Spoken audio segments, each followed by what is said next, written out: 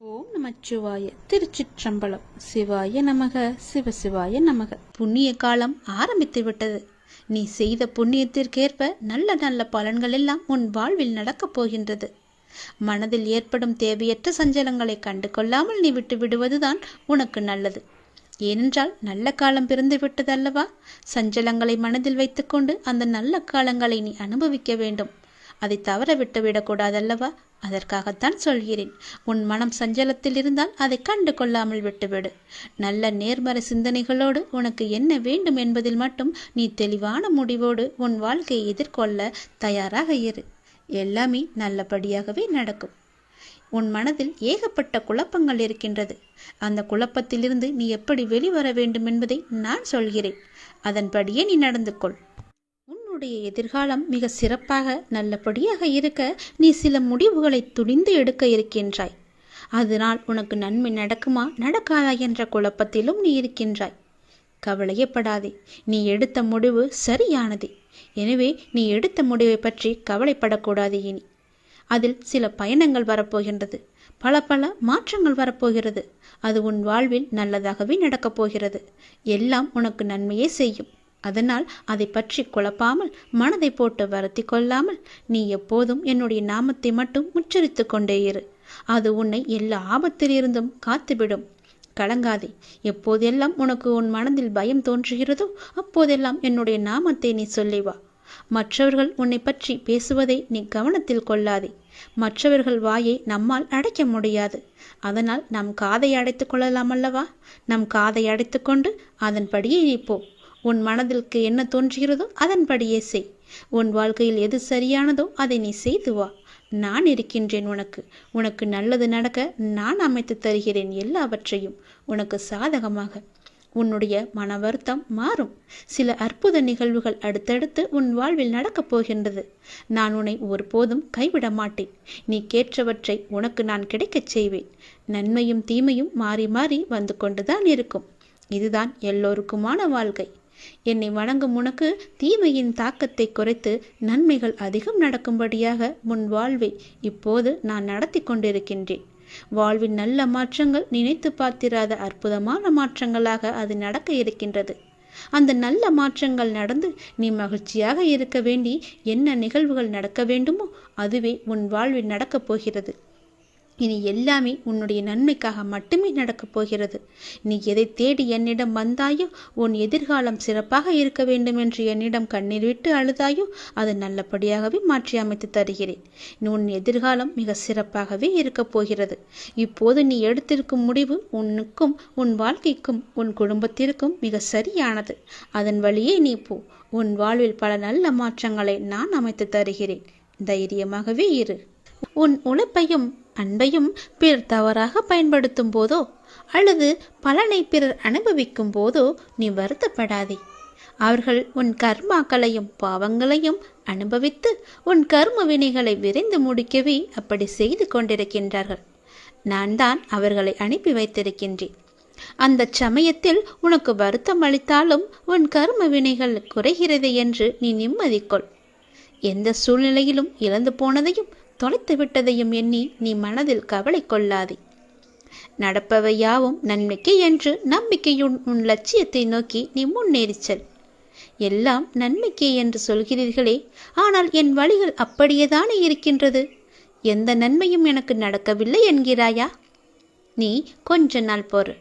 உன்னுடைய வேண்டுதல் நிச்சயம் பலிக்கப் போகிறது. நீ அனுபவிக்கும் துயரங்களையே பெரிதாக நினைத்து போராடி கொண்டிருக்கின்றாய். அது உன்னை தாக்காமல் இருக்கவே நான் இங்கு போராடி கொண்டிருக்கின்றேன். அது உனக்கு தெரிய வாய்ப்பே கிடையாது. அதனால்தான் நான் அடிக்கடி கூறுகின்றேன், முடிந்தவரை எல்லோருக்கும் நல்லதே செய்யென்று, எதற்காகவும் அஞ்சாதே என்று.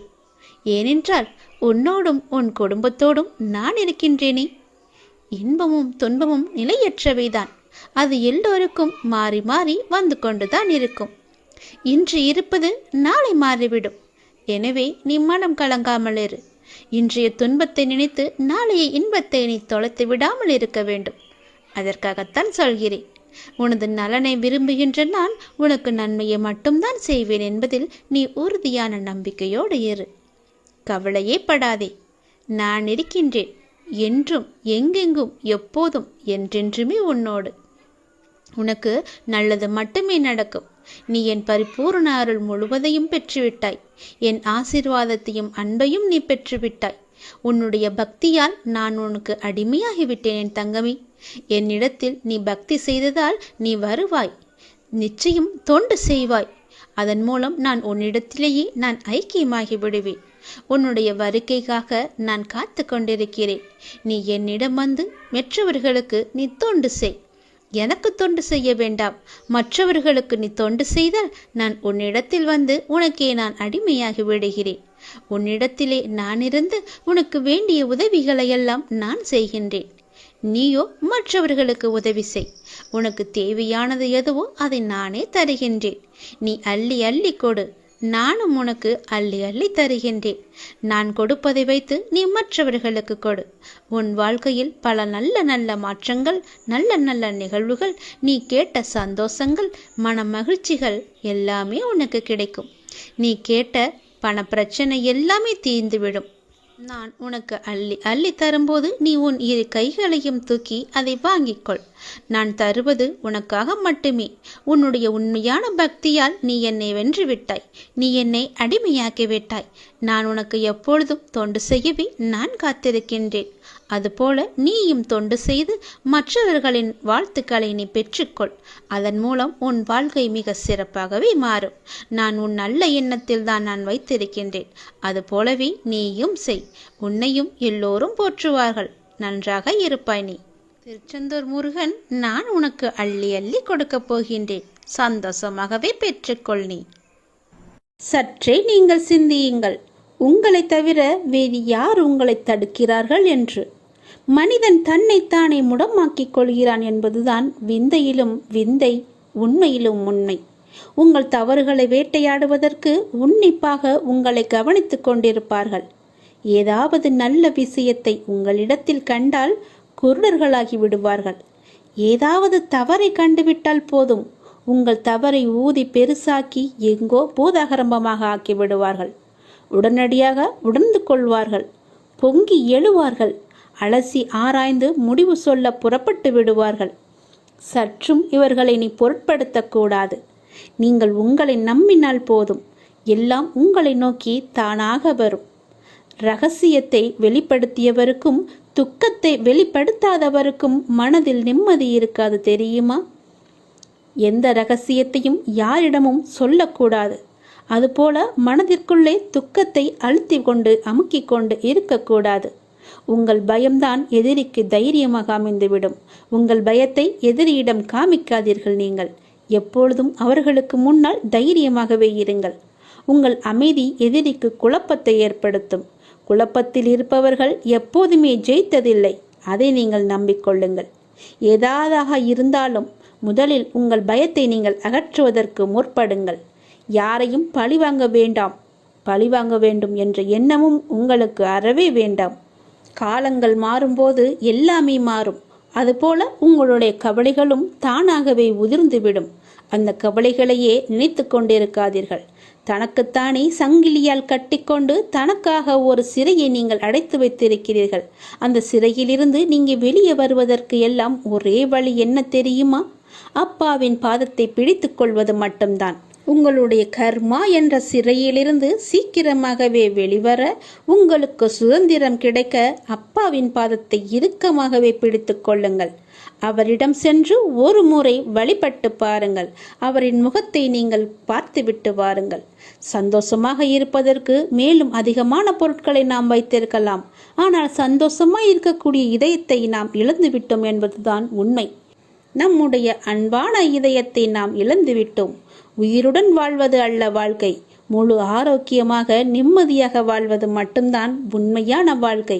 நோய் நொடியின்றி எந்த ஒரு கடன் பிரச்சனையும் இல்லாமல் நிம்மதியாக வாழ்வது யாருக்கும் அவ்வளவு சீக்கிரம் கிடைக்காது. இது எல்லாம் உனக்கு கிடைக்க வேண்டும் என்றால் நீங்கள் செய்ய வேண்டியது அப்பாவின் பாதத்தை இறுக்கமாக பிடித்துக்கொண்டு என்னை நீ முழுவதுமாக பார்த்து கொள்ளப்பா என்று அவரிடம் உங்களை விட்டு விடுங்கள். அப்பன் இருக்கிறான், எல்லாவற்றையுமே பார்த்து கொள்வார்.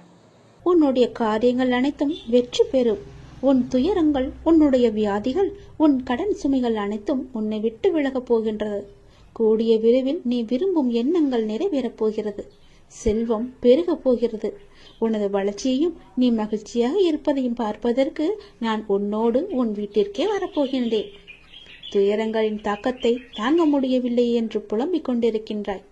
உன் பாரதத்தின் பெரும் பகுதியை நான் சுமந்து கொண்டிருக்கின்றேன். உன்னை நான் எந்த நேரத்திலுமே கைவிட எண்ணியதே கிடையாது. உனக்காக நிழலாக, என்றும் உனக்காக நீ செல்லும் இடமெல்லாம் ஏதாவது ஒரு ரூபத்தில் நான் உன்னை துணையாக வந்து காப்பாற்றிக் கொண்டே இருக்கின்றேன். மனதையும் வாக்கையும் செயலையும் ஒருமுகப்படுத்தி நேர்மையாகவும் முள்ளப்பூர்வமாகவும் நீ செயல்படுத்த பழகிக்கொள். அவ்வாறு நீ உன் வாழ்வில் செயல்பட துவங்கினால் உன்னுடைய துக்கங்கள் அனைத்துமே ஒரு முடிவுக்கு வந்துவிடும். அனைத்து துன்பங்களும் விலகிவிடும். உன் வாழ்க்கையில் என்ன நடந்தாலும் உனது நன்மைக்காக மட்டுமே நான் நடத்துகிறேன் என்பதை நம்பு. என் குழந்தையாக நீ எதற்கும் எப்போதும் யாருக்காகவும் நீ பயப்பட வேண்டாம். எல்லாமே நீ விரும்பியது போலவே நல்லதாகவே நடக்கும்.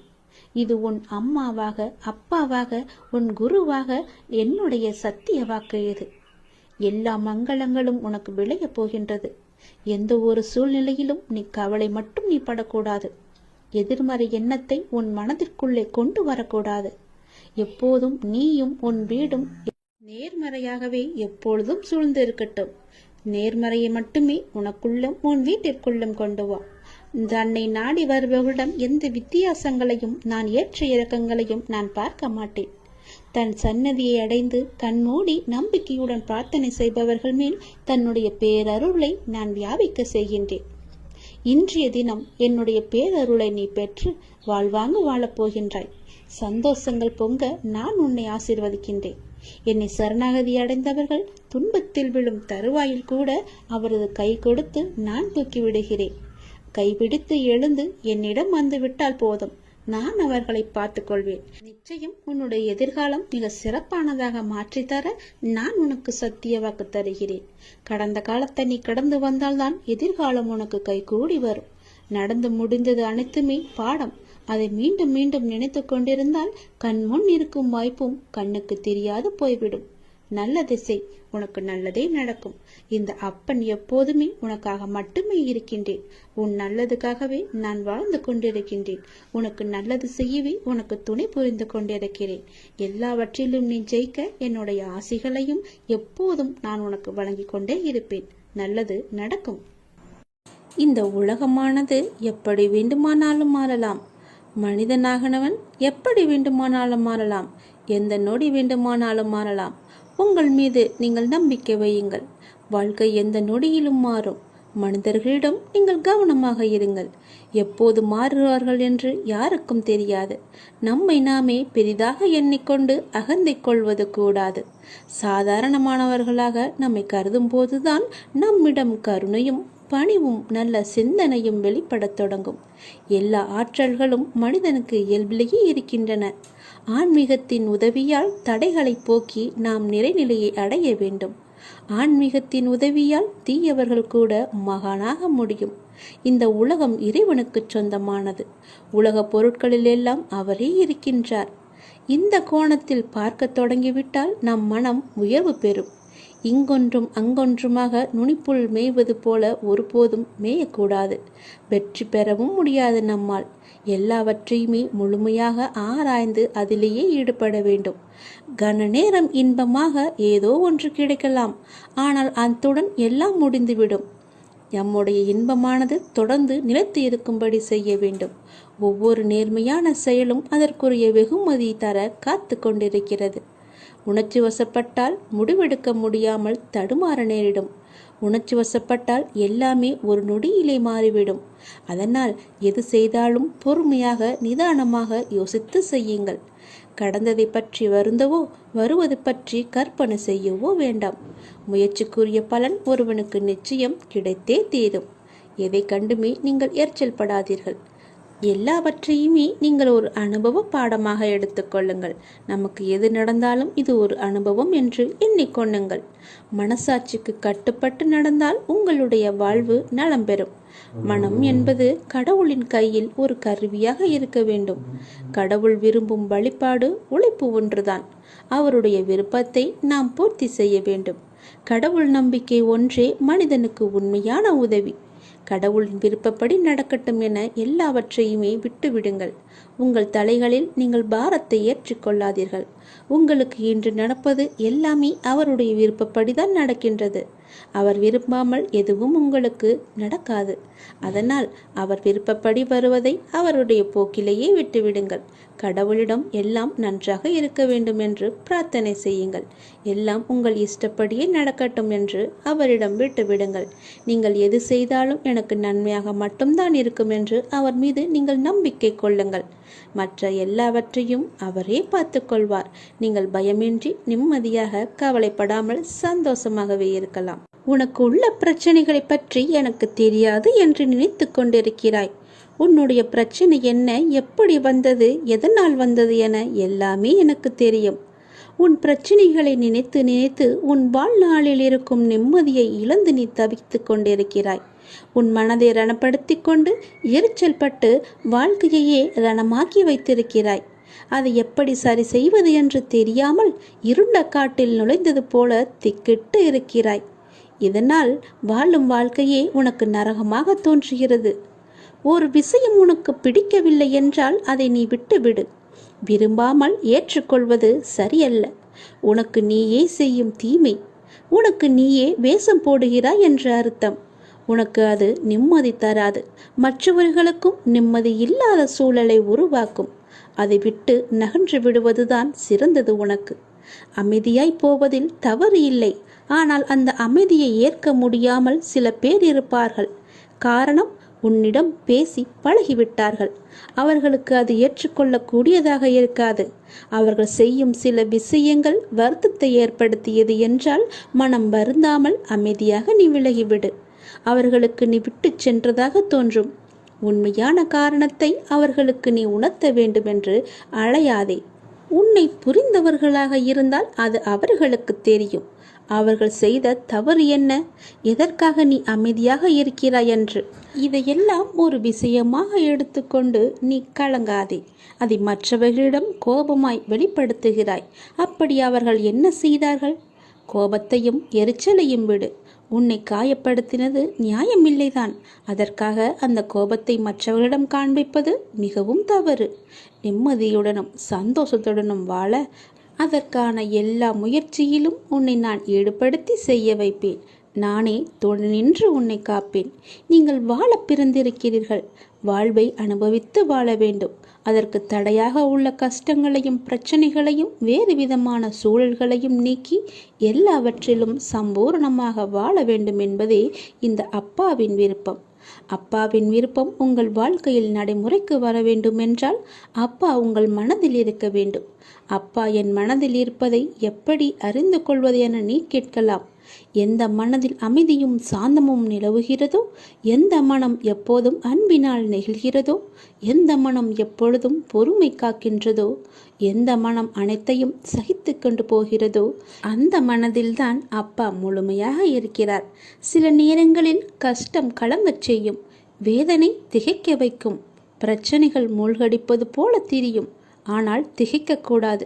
எதையும் முன் ஜென்மத்து வினை என எடுத்துக்கொண்டு இனி வரும் நாட்களில் நாம் நன்றாக இருப்பதற்காக இந்த நிலையை அப்பா தருகிறார் என ஏற்றுக்கொள்ள வேண்டும்.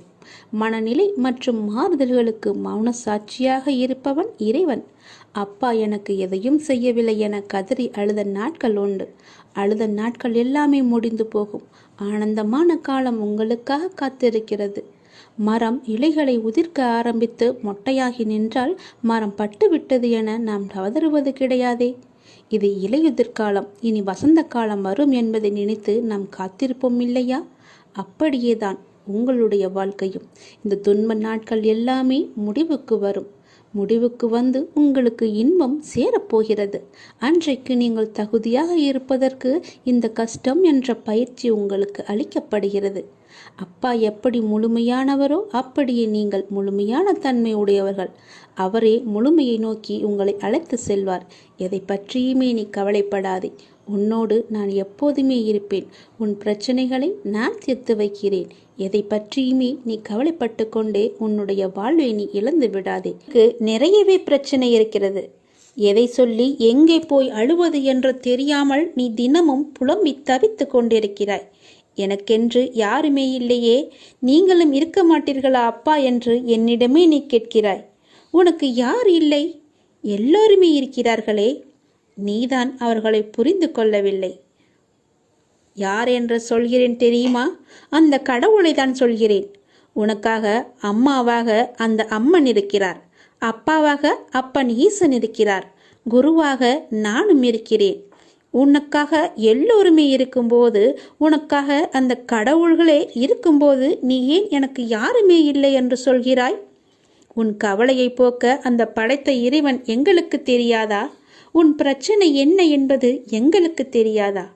உன் பிரச்சனையை கேட்பதற்கு எவரும் இல்லை என்று நீ கவலைப்படாதே. உங்களுக்காக உனக்காக நாங்கள் எல்லோருமே இருக்கிறோம். எந்த பிரச்சனையாக இருந்தாலும் சரி, எங்களிடம் சொல். உடனே நாங்கள் தீர்வு கொடுக்கிறோம். உனக்காக, என்னுடைய குழந்தைகளுக்காக நாங்கள் எது வேண்டுமானாலும் செய்வோம். உன்னை படைத்தது யார் என்று நினைக்கிறாய்? உன்னை படைத்தது நாங்கள்தான். எங்களுக்கு தெரியாதா? நீ எங்கு, எப்போது, எப்படி பிறக்க வேண்டும், யார் வயிற்றில் பிறக்க வேண்டும், யார் உனக்கு அப்பாவாகவும் அம்மாவாகவும் இருக்க வேண்டும் என்று எங்களுக்கு தெரிந்துதான் நான் உன்னை படைத்தேன். நாங்கள் உங்களுக்கு செய்வது எல்லாமே நன்மையாகத்தான் இருக்கும். அதனால்தான் இவர்களுக்கு உன்னை பிள்ளையாக படைத்தேன். இப்போது நடந்தது, இதற்கு முன்பு நடந்தது, இனிமேல் நடக்கப் போவது எல்லாமே எங்களுக்கு தெரிந்துதான் நடக்கிறது என்பதை நீ ஏன் மறந்துவிட்டாய்? உன்னுடைய கவலைகளை பற்றி எங்களுக்கு தெரியாதா?